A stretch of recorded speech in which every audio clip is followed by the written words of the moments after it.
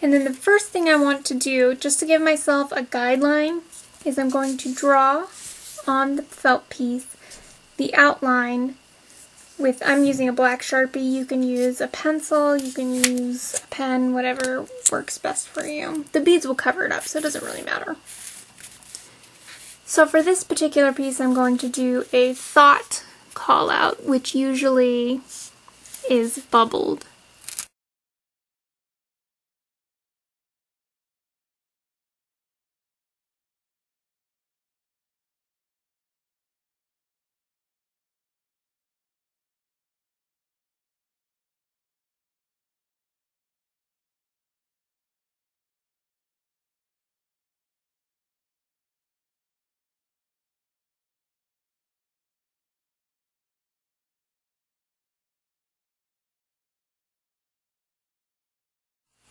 So to start your beading, thread your needle with a nice, decent amount of thread. Of course, you can always tie it and retie if you didn't put enough on to begin with.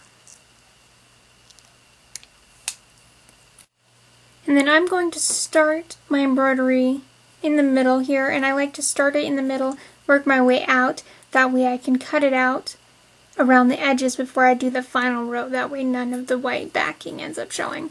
So I'm going to start out right on the edge of this S. I'm actually going to kind of readjust the S so it's a little over from where I drew my outline. So coming from the back and then through, and then don't let the back end of your thread go all the way through. So there's still a tail end coming out the back that you'll be able to tie. And then just to start off with a couple of the black beads,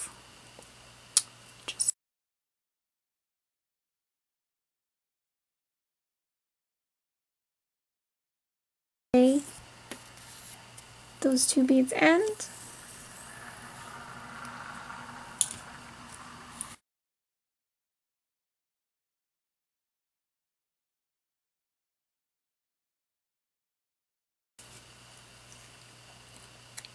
Cut off that excess.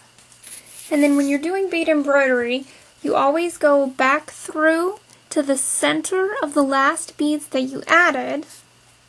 So in this case, since I just added two, I'm bringing my needle up through the middle of those two beads, and then you thread through the remainder of the amount you added. So, or in this case, it would just be the last bead added in the previous step.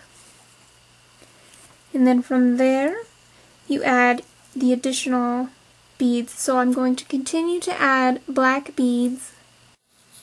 So this is what it looks like once I have the black of the words filled in, and I have one of those stars with beads, and I'll get to the other side when I head back over there. But now what I'm going to do is bead embroider. Since I'm right here, I'm going to bead embroider the yellow beads just on the inside edge. And so this is the call out outlined in yellow, and what I'm going to do now is I'm going to fill in the inside of the call out with rows of white beads.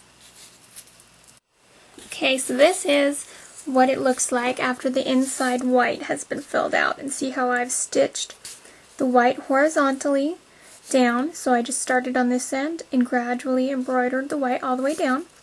And then I filled in this extra asterisk too. And then what I did is I cut out the backing around the edges. Now as you can see, I left a small lip about the width of a bead around the edge, and this prevented me from cutting the stitching that I'd already done by accident by doing too close.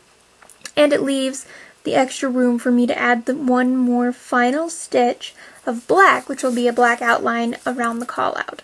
But before I add the black, what I'm going to do is secure this stitching to some fabric backing. So I cut out a square of the pleather fabric backing, and just to secure it, I'm going to add a few dabs of glue before stitching it. And I will be stitching it together, but this is just to so it doesn't shift around too much. So I'm adding some E6000 rubber cement glue. Just a few swoops just to help secure it in place.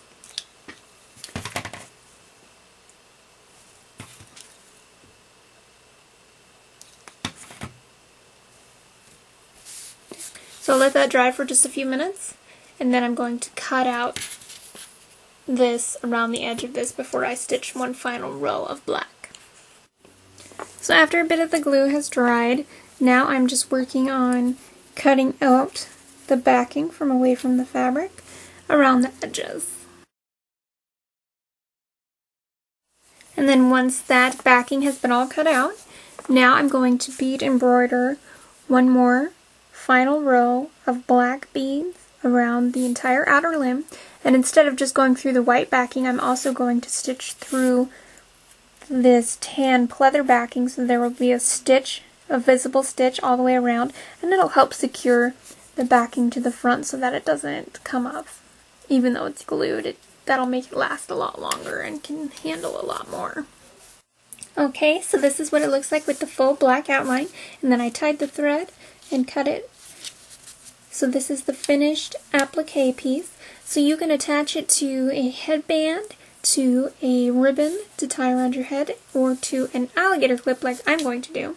So I have my alligator clip here, and since this is going to be on the left side of my head, I'll be wanting to direct the clip this way so I can clip it in that way, if that makes sense. So I'll just apply some of my glue to the back of the alligator clip, and then I'll let it dry.